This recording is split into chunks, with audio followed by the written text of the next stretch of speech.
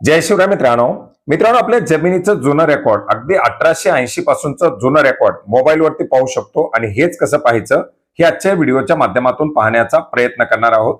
मित्रांनो याच्यासाठी तुम्हाला तुमच्या मोबाईलमध्ये जो ब्राउझर वापरत असाल त्या ब्राउझरच्या माध्यमातून सर्च करायचे महाभूमी अभिलेख याची वेबसाईटची लिंक तुम्हाला या व्हिडिओच्या डिस्क्रिप्शन बॉक्समध्ये सुद्धा देण्यात आलेली आहे। महाभूमी अभिलेखच्या या पोर्टलवरती आल्यानंतर आपण पाहू शकता वेगवेगळे ऑप्शन देण्यात आलेले आहेत। याच्याबद्दल आपण यापूर्वी सुद्धा वेळोवेळी व्हिडिओच्या माध्यमातून माहिती घेतलेली आहे आणि याच्या खाली आपल्याला ई रेकॉर्ड दाखवण्यात आलेले आहे। परंतु आज आपण कायदेशीर कामासाठी आणि मोफत या दोन्हीसाठी लागणारे ई रेकॉर्ड पाहणार आहोत। याच्यासाठी काय करायचं आपल्याला 712 वरती क्लिक करायचे, याच्यामध्ये प्रीमियम वरती क्लिक करायचे। प्रीमियम वरती क्लिक केल्यानंतर आपल्याला लॉग इन साठीची विंडो खुलली जाईल, ज्याच्यामध्ये आपण युजर आयडी पासवर्ड नुसार किंवा आपल्या मोबाईल ओटीपी नुसार लॉग इन करू शकता।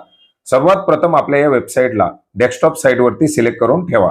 डेस्कटॉप साइट वरती सिलेक्ट केल्यानंतर तुम्हाला युजर आयडी पासवर्ड असेल तर टाकायचा आहे, नसेल तर तुम्हाला या ठिकाणी युजर आयडी पासवर्ड क्रिएट करण्यासाठी रजिस्ट्रेशन करण्यासाठी सुद्धा ऑप्शन दिलेले आहे। यापूर्वी एका व्हिडिओच्या माध्यमातून या रजिस्ट्रेशन बद्दल आपण माहिती घेतलेली आहे। आता आपल्याला रजिस्ट्रेशन करायचं नाही, आपण ओटीपी नुसार सुद्धा लॉग इन करू शकता। याच्यामध्ये आपल्याला मोबाईल ओटीपीच्या लॉग इनची ऑप्शन दिलेली आहे। याच्यामध्ये आपला मोबाईल नंबर एंटर करायचा आहे, सेंड ओटीपी वरती क्लिक करायचंय, जो मोबाईल नंबर टाकलेला आहे त्याच्यावरती ओटीपी पाठवला जाईल, आलेला ओटीपी टाकून आपल्याला लॉग इन करायचंय। आता लॉग इन केल्यानंतर आपण पाहू शकता 712 8 फेरफार प्रॉपर्टी कार्ड अशा वेगवेगळे ऑप्शन याच्यामध्ये आपल्याला देण्यात आलेले आहेत आणि याच्यामध्येच आपण पाहू शकता ई रेकॉर्ड नावाचे सुद्धा ऑप्शन आहे, ज्याच्या माध्यमातून आपल्याला जुनं रेकॉर्ड पाहता येणार आहे। ई रेकॉर्ड वरती क्लिक करायचे। ई रेकॉर्ड वरती क्लिक केल्यानंतर आपल्याला कार्यालय निवडायचे, नगर भूमापन कार्यालय, भूमी अभिलेख, तहसीलदार कार्यालय, कोणत्या कार्यालयाशी निगडीत आपलं कागदपत्र आहे। प्रत्येक कार्यालयाची कागदपत्र वेगळी आहेत। नगर भूमापन हे शहरी भागासाठी आहे, ग्रामीण मध्ये असेल तर भूमी अभिलेख आणि तहसील कार्यालयामध्ये आपण हे पाहू शकता।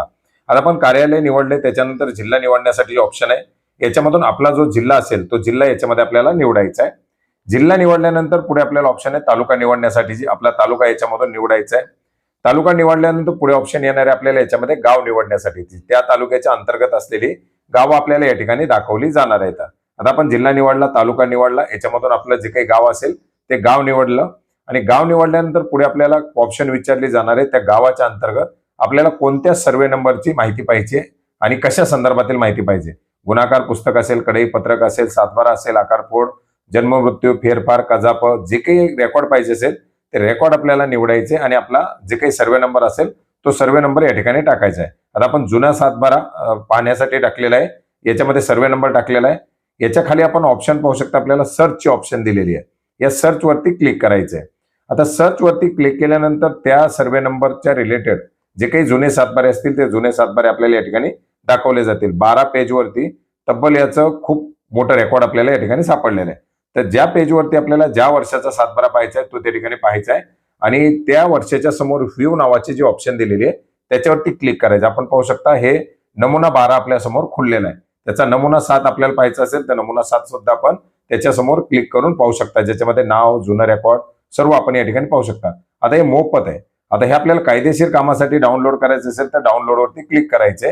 30 रुपयाचं चार्ज आपल्याला यासाठी आकारलं जाणार आहे।